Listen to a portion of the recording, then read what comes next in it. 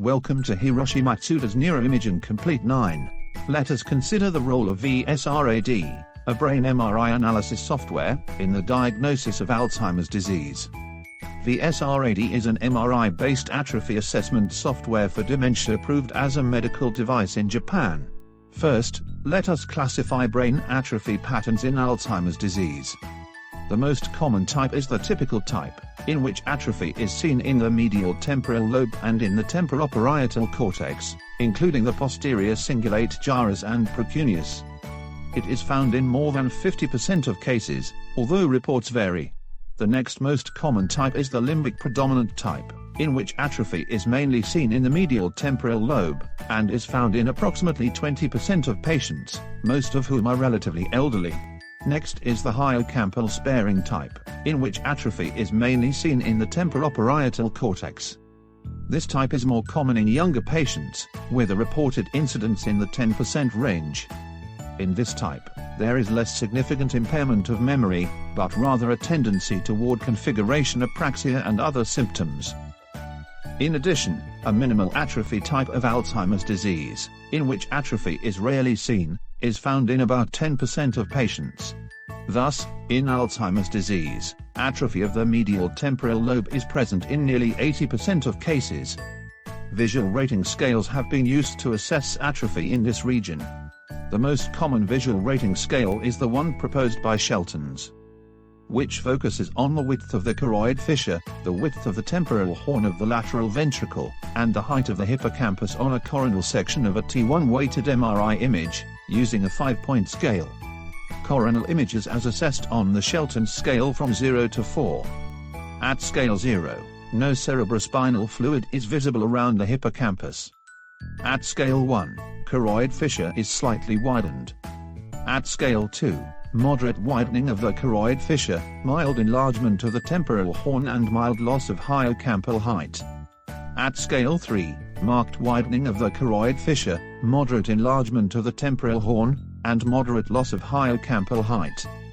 At scale 4, marked widening of the choroid fissure, marked enlargement of the temporal horn, and the hippocampus is markedly atrophied and internal structure is lost. This Shelton scale determines abnormality based on the average of the left and right scales, taking age into consideration. For those under 65 years of age, abnormality is defined as 1 or more.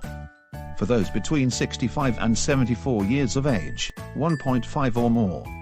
And for those over 75 years of age, 2 or more.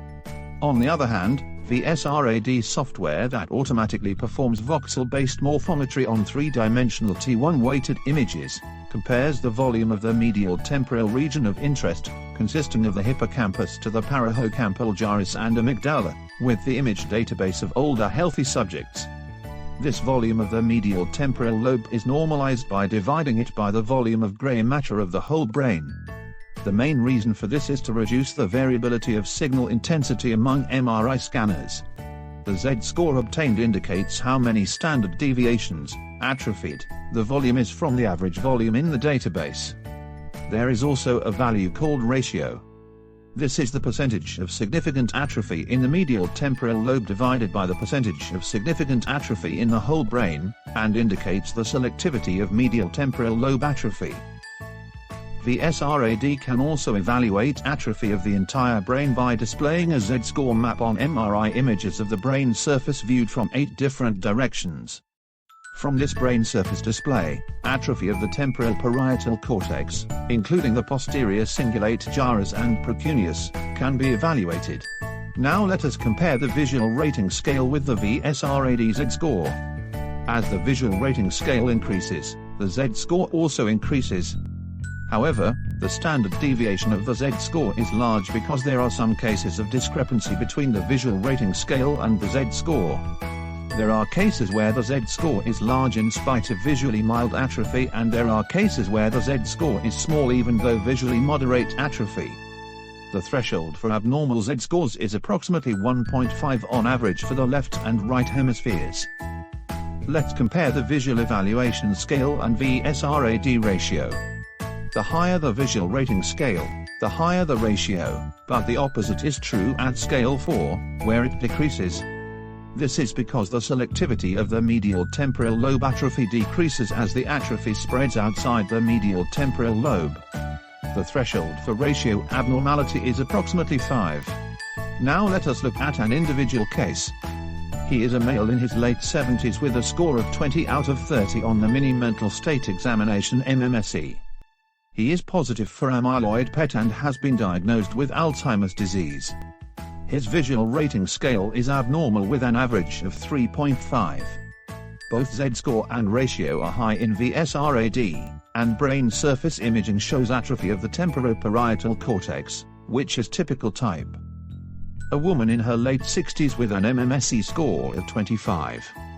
She is positive for amyloid PET and has been diagnosed with Alzheimer's disease.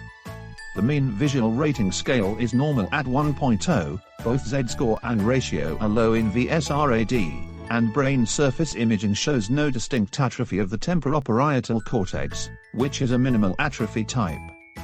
A man in his early 80s with a score of 25 on the MMSE. He is positive for amyloid PET and has been diagnosed with Alzheimer's disease.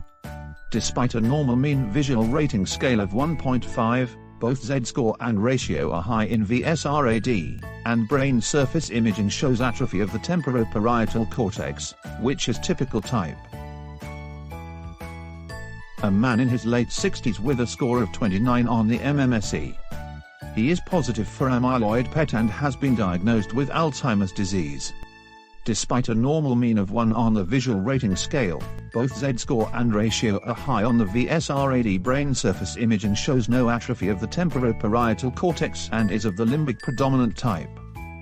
A man in his late 70s with a score of 25 on the MMSE. He is positive for amyloid PET and has been diagnosed with Alzheimer's disease.